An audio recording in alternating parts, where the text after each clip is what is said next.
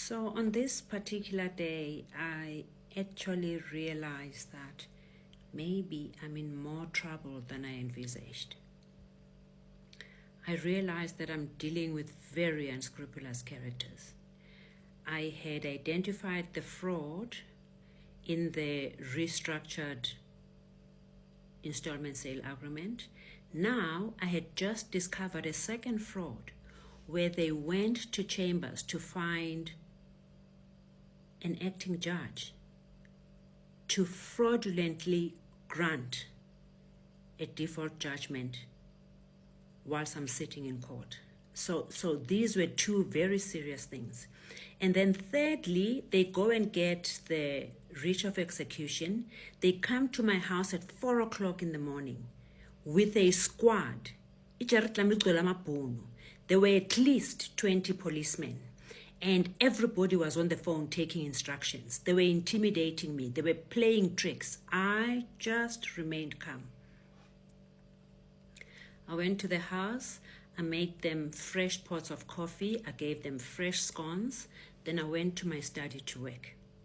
In preparation for the default judgment hearing, I had unpacked the installment sale agreement, alphabet by alphabet. And I had at least 20 points that were violations. So I was very ready for that. I knew exactly what was in the installment sale agreement. But on that day, I realized I need to look at something much higher than that.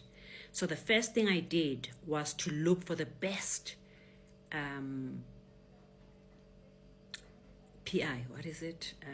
private investigator, because I wanted to understand what exactly is happening. I found a gentleman called Mr. Henry Kruger, who came from the Brixton Murder and Robbery Squad. He was recommended as a very, very meticulous private investigator. Secondly, I started preparing papers.